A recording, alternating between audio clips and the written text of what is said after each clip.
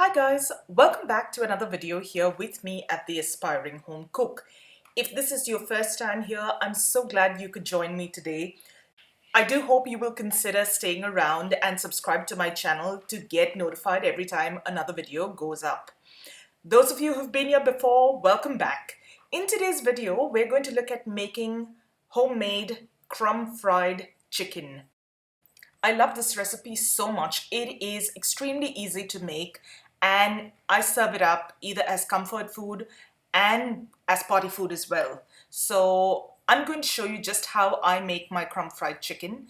I do hope you try it out and let me know what you think of it. So let's move on to the recipe. For this recipe, you're going to need chicken breasts. These are two single breast fillets, about 700 grams worth. I've got half a teaspoon of ginger paste, about 3/4 of a teaspoon of garlic paste or finely minced garlic, a little bit of lime, a dash of soy sauce, I'd say about a teaspoon or thereabouts, salt to taste, and pepper powder to taste. Now to crumb the chicken, you're just going to need two things, one egg and some breadcrumbs. I've used panko breadcrumbs, you can use regular breadcrumbs as well. I'm quickly going to show you how I prep my chicken pieces, how I cut them up. You can of course cut them any way you like. I find by cutting the chicken this way, the crumb to meat ratio is perfect, as well as the chicken cooks really fast. There's no worry about undercooked or uncooked chicken pieces. You just have to be careful while using the knife. You don't want to slice your hand off.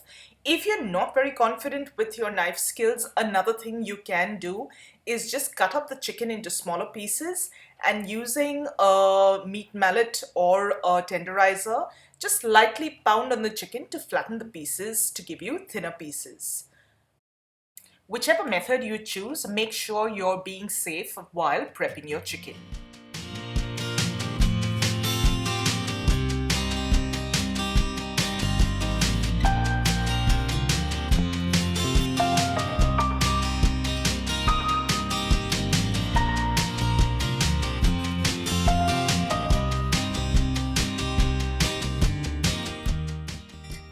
Once you're done with cutting the chicken, the next step is the marinade.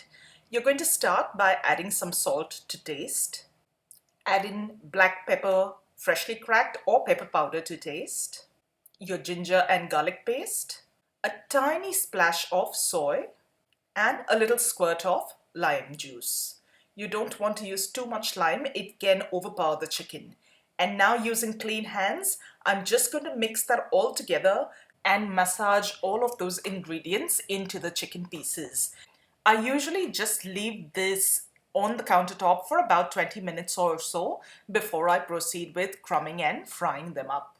When you're ready to fry, crumbing is your next step. So you're going to need your breadcrumbs. You're going to need a slightly large shallow dish to crack your egg into, just so that you've got enough surface area to dip your chicken into the egg. So I'm going to crack the egg into my soup plate and lightly beat that up with a fork. Now I would recommend crumbing and frying your chicken straight away. So you can marinate it in the refrigerator for a while, but once you crumb the chicken, fry it straight away, otherwise the crumbs tend to get soggy and absorb more oil.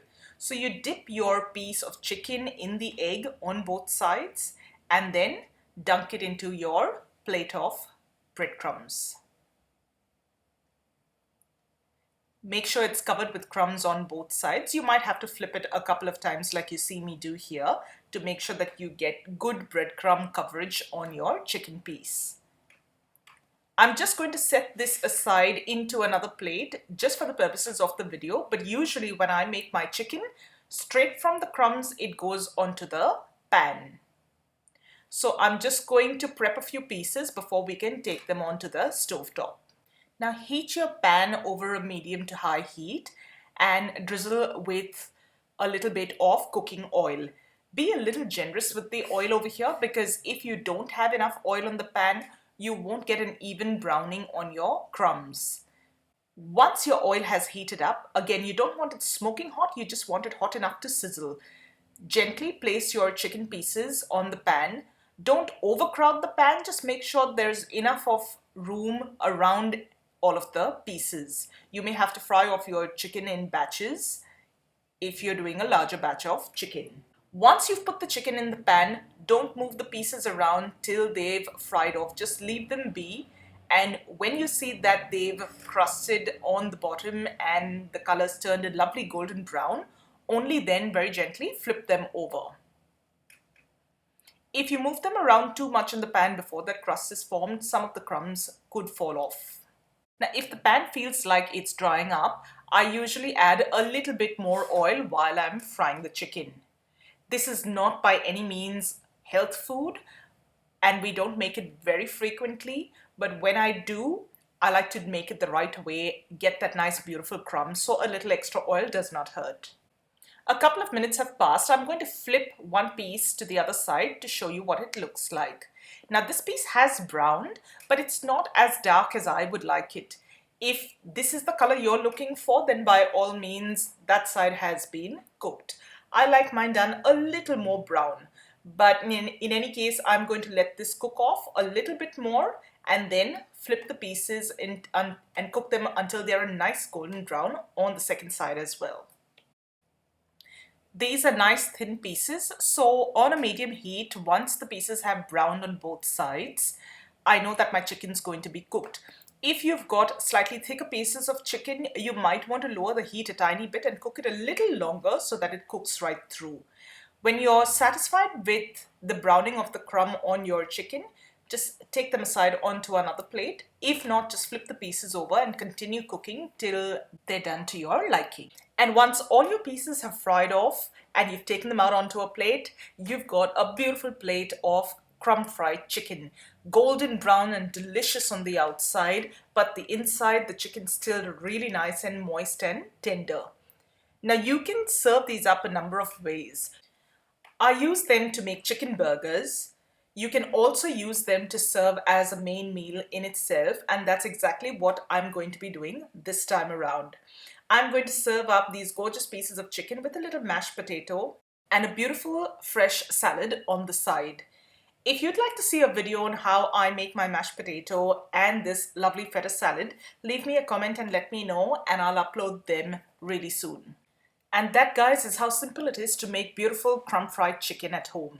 I really hope you enjoyed today's video. It's one of my favorite recipes, my favorite ways to cook chicken.